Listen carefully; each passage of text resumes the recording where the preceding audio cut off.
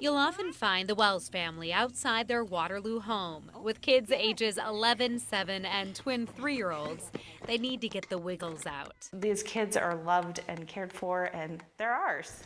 But what you wouldn't know by watching them play Good job, man. is the unique way the Wells family came to be. My husband and I knew long before we were married that adoption was going to be the way that we grew our family. Because of an infertility issue, they adopted Cornelius from Guatemala as a baby.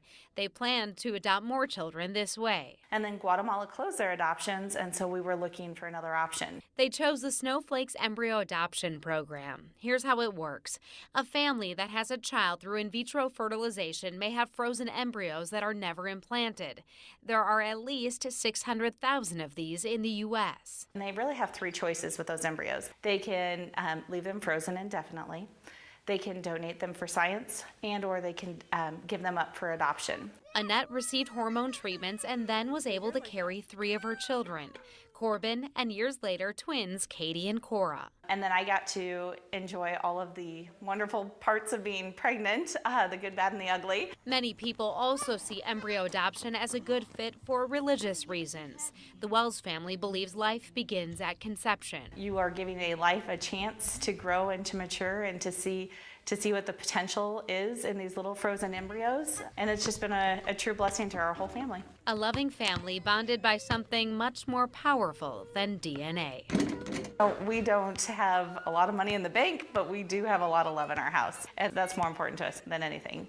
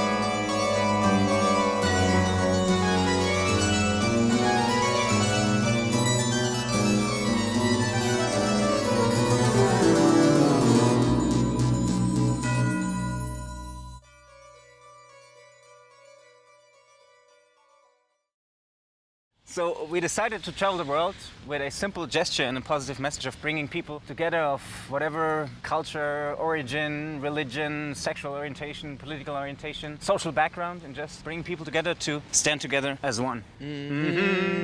So it's really simple. Cross arms, palm open, then we connect, and when we say together the same song, And we really feel and touch the person that's next to you. It's a sound that is beyond barriers of language or different culture. We started in Paris beginning of 2016. Now we're starting with all 50 states in the US. After that we're going to do Europe, since we're both from Europe. Peace is a constant process. You have to constantly work on keeping it afloat. Nowadays we're so used to be connected through internet and social media, but we're really out of touch and we don't acknowledge the people that are simply just around us. We are trying to bring worldwide community closer together. we're afraid, there is like kind of a fear. And that's the situation we're in today. Somehow all of us, we are somehow affected by all these tragedies and hate crimes that are happening in the world. We came here to Nebraska, to Omaha yesterday, and we found out that here was a shooting actually exactly 10 years ago. There is all this hate, but what can I do, you know? I have no power. We decided like to say, okay, this power gonna be this simple gesture. We are connected! It's simple, but it's powerful. Peace is something that happens literally at your own doorstep. It's within your family, within your community. But in the end, what do we all want? We all want to be happy. It's all about bringing balance, because we're all different in the end, and that's beautiful.